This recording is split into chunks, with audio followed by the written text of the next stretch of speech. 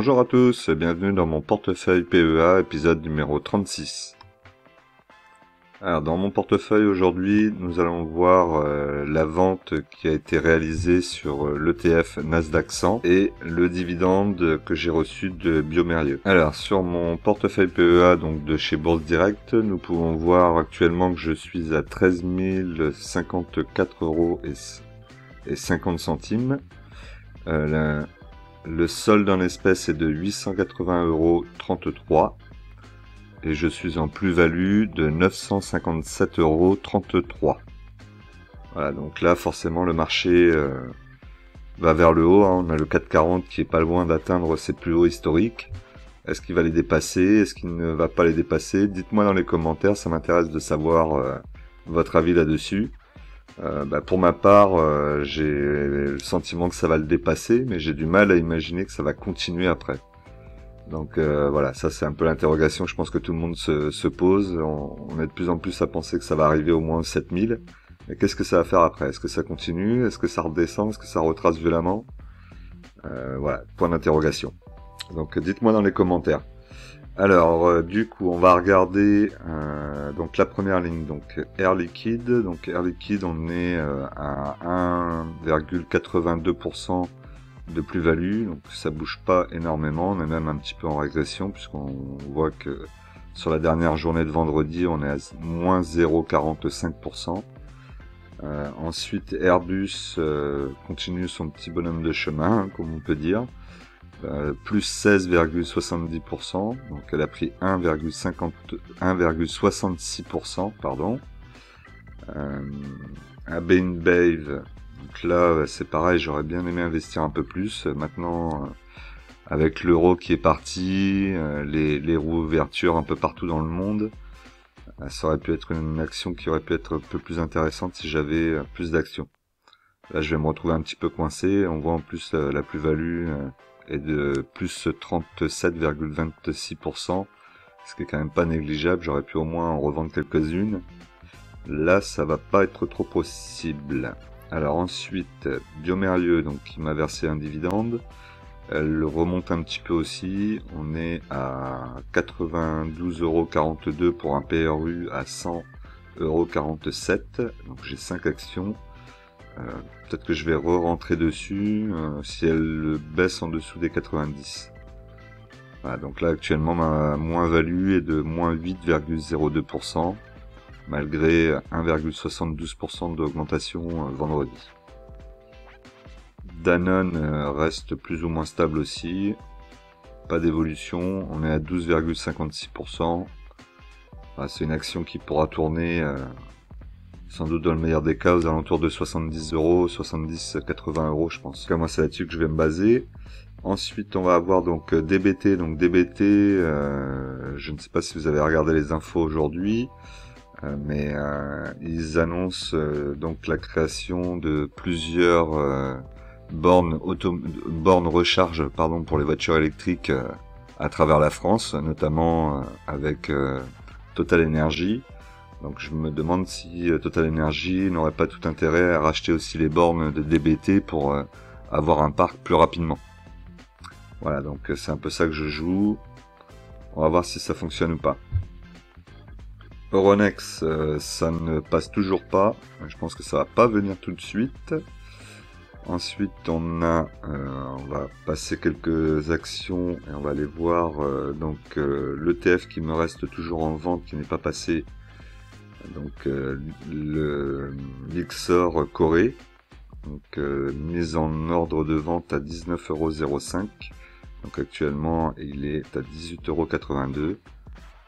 On va attendre encore. Ensuite on a Gossin aussi en ordre de vente au marché, donc je l'ai mis à 12,50 €. Dès que l'action va passer mon PRU, donc de 9,06 €. Je vendrai à partir d'1 € pour pas perdre d'argent non plus à la revente. Euro. Nakon c'est pareil, donc là on est encore un peu loin de mon PRU, hein, puisqu'on est à moins 6,98%. Moi j'ai mon PRU à 6,94 € pour une action actuellement à 6,46 €. Donc là c'est pareil, il va falloir attendre. récupérer du PRU et peut-être rentrer aussi dessus via mon PEA, PME qu'on verra tout à l'heure. Nacon, toujours la même situation. On est à moins 23,96%. Bon, est-ce qu'il faudrait pas que j'en reprenne maintenant? Est-ce qu'il faut vraiment que j'attende que ça passe sous les 30 €? Je ne sais pas. Dites-moi dans les commentaires ce que vous en pensez d'ailleurs par rapport à cette action. Si j'en prends maintenant 8 par exemple, ça pourrait me faire baisser drastiquement mon PRU aux alentours de 36, 37 € je pense. Ça pourrait être pas mal. Mais est-ce qu'il faut pas mieux attendre encore de voir si elle va baisser encore un petit peu vers les 29 €. Orange, donc il se passe absolument rien, donc je suis assez étonné par rapport à l'actualité liée à son défaut de service sur justement les services d'urgence. Je pensais qu'il allait y avoir quand même un petit retracement ou quelque chose, et en fait pas du tout pour le moment. Le marché a l'air de faire comme s'il se passait rien, donc tant mieux, hein, on va voir. Je crois qu'il y a le dividende dans pas longtemps d'ailleurs.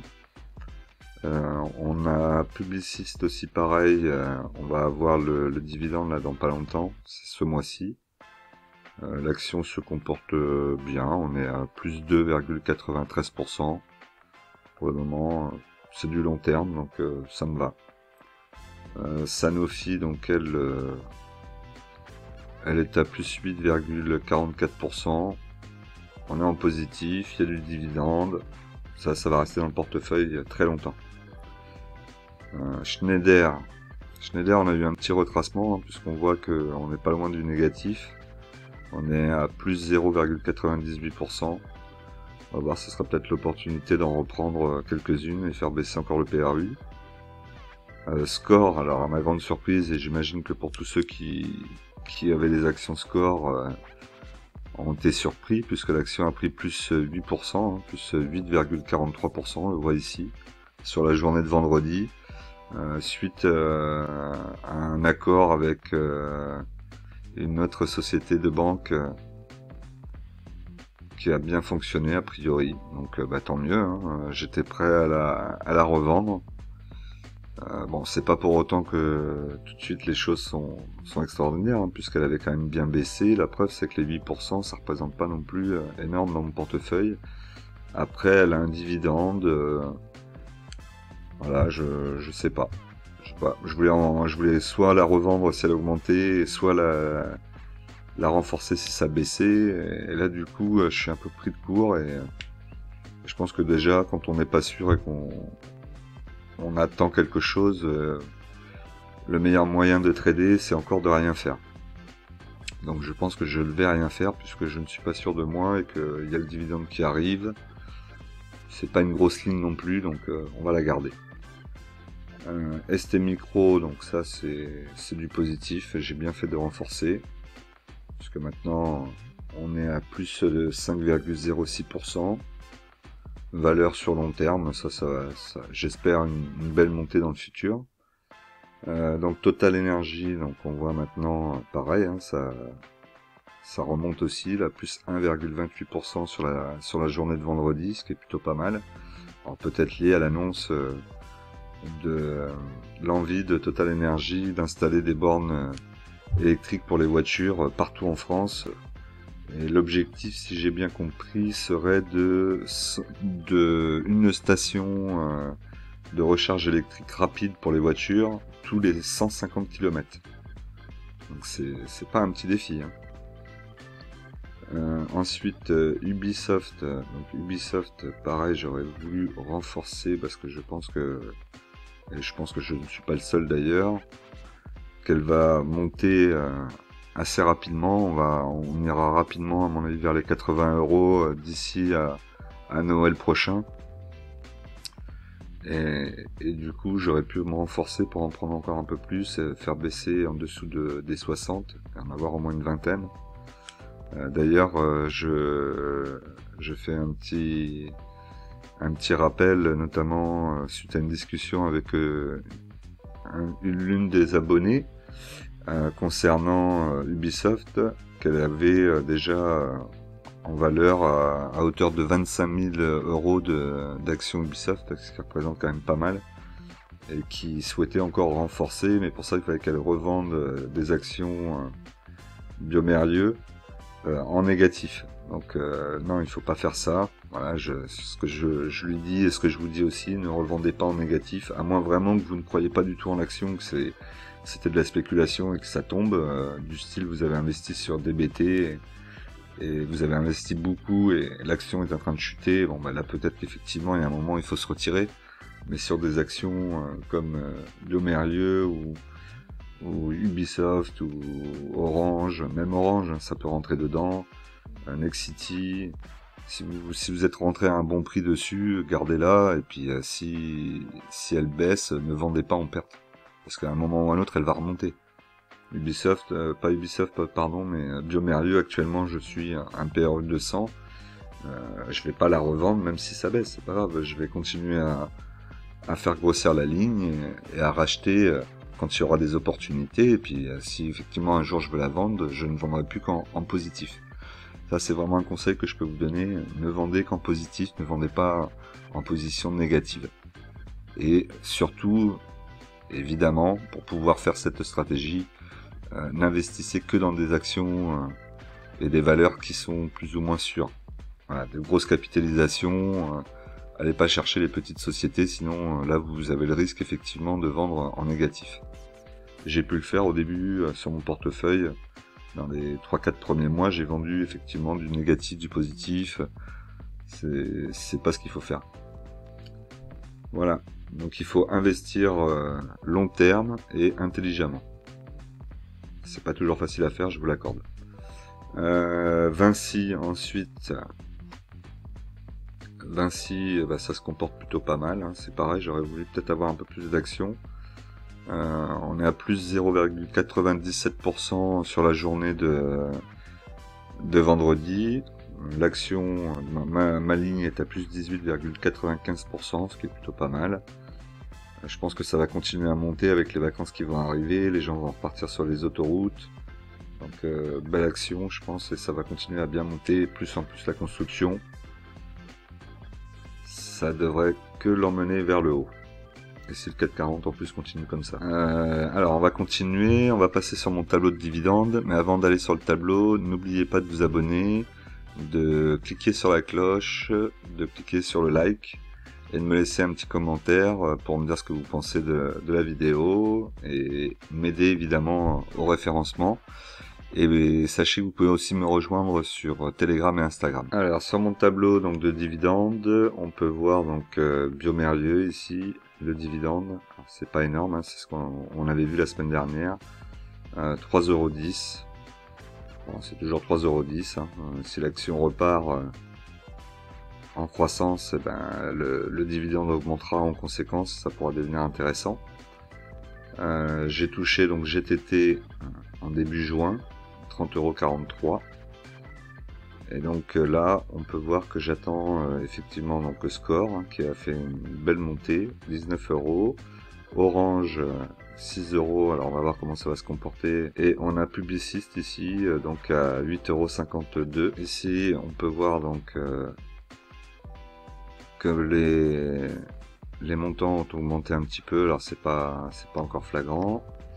Et on va aller voir donc l'ETF ici, l'ETF Nasdaq 100. Donc j'avais 5 ETF Nasdaq achetés à 31,14 €, revendus à 32,72 €, ce qui me fait une très légère plus-value. On la voit ici donc 7,96 € de gain, moins les frais, 6,97 €. Depuis le début de l'année, j'ai cumulé donc en dividendes et en revente partielle ou totale d'actions 616,24 €. Ce qui est pas si mal que ça, mais surtout, je n'ai fait aucune vente en négatif. C'était l'objectif un peu que je me suis fixé cette année. Et petit à petit, je m'en fixerai d'autres. Alors, donc du coup, on va regarder la plus-value de mon portefeuille, donc qui est de 5,65%, soit 472,67 €. C'est plutôt pas mal. On a une bonne petite progression. Donc du coup là, on peut voir donc effectivement on a un petit pic vers le haut.